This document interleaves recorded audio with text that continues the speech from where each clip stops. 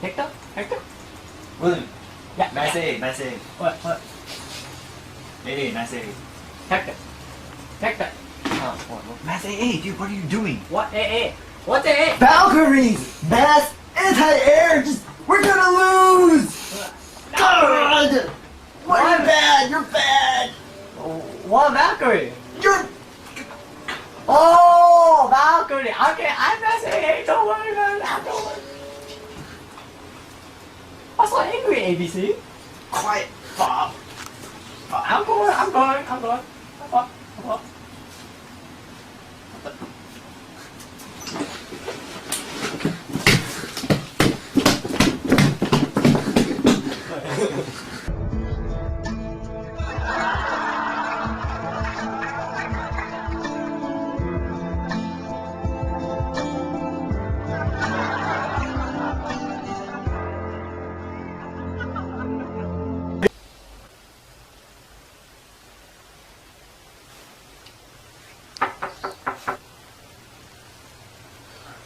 Who is this?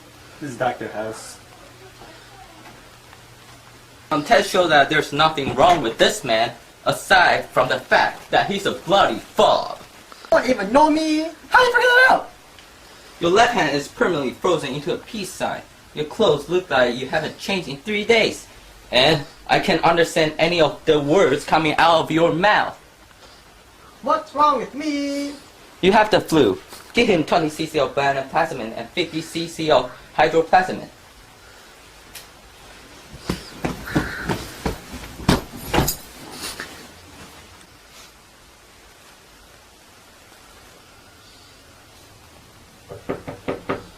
Come in.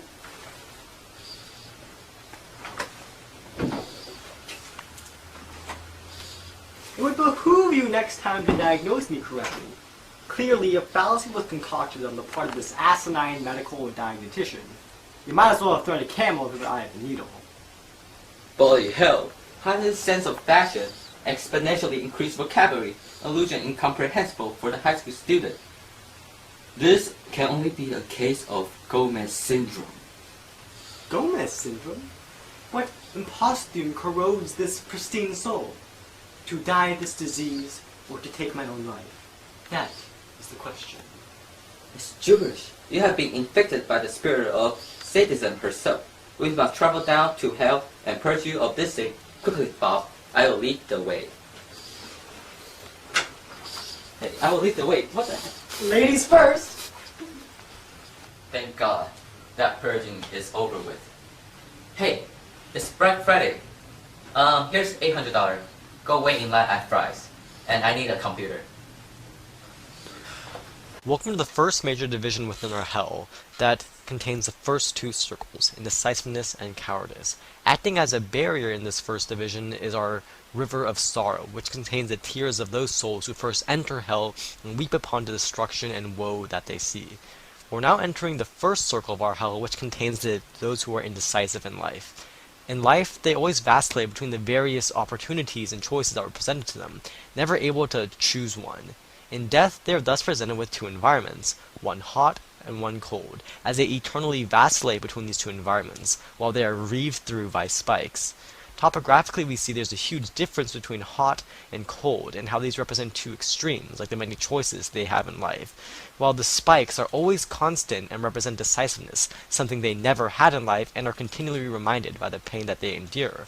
Topologically, we realize that the spikes and the pain they endure represents how complacency is negative to our society, and how we must keep on moving forward, and not just from A to B, but from A to B to C.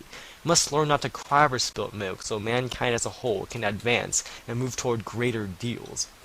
Allegorically, we realize that mankind must advance and break down our barriers, as our existence is dependent on our continual evolution, and not a preset intelligent design. We have to keep on advancing from A to B to C to D, and continue to challenge our world and break down all of our barriers, so that we can ultimately develop our society and move forward. We also realize that there are a couple of famous sinners here. Look at John Kerry and Mitt Romney, people who are all never had a stable party platform. And hey, there's Nathan Hugh. He could never decide which English group he wanted to go to. Oh, well, it's too much time spent here. We need to move on to our next circle.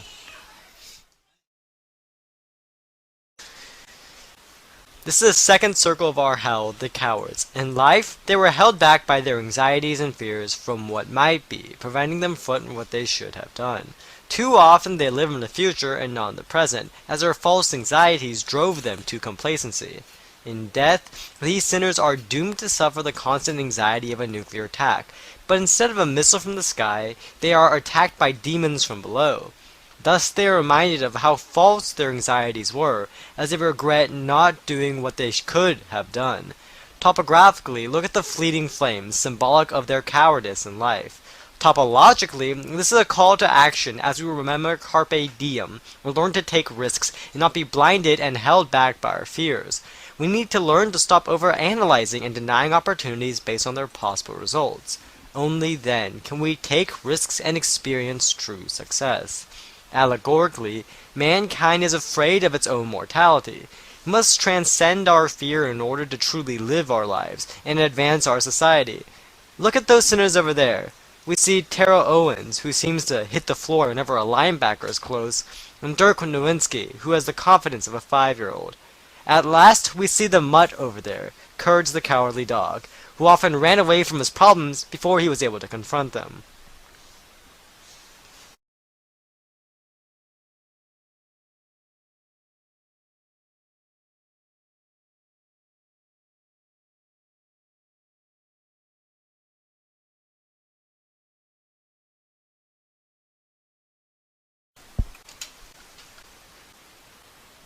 Welcome to the second major division within our hell, which contains the third and fourth circles of our hell, blind faith and zeal respectively. Marking this division is the wall of fiction, marked with books that cause potential harm in our society, such as the Bible, the Quran, the Torah, as well as Dante's Inferno. Now, you may be wondering why this meadow exists, and rather it provides a stark contrast to the rest of the hell, as it contains the souls of those who never really did anything in life, neither good nor bad, deserving not a place in heaven, but rather a place in our fictitious purgatory. Now this area is also going to be used in our punishment for the third circle, those with blind faith, as the sign pointing toward this area is clearly marked the forest of death, while the other area is marked the meadow of joy, which we will soon be seeing is far from that. Welcome to the third circle within our hell, those with blind faith. In life, they blindly accepted facts that were presented to them, and their gullibility often got the better of them. In death, they are presented with two options, the forest of death and the meadow of joy. As in life, they blindly follow the signs directed to the meadow of joy, and find themselves in a dark forest filled with demons. Topographically, notice the heavy mist that represents the blind faith they held in life, as they wander the forest awaiting their doom.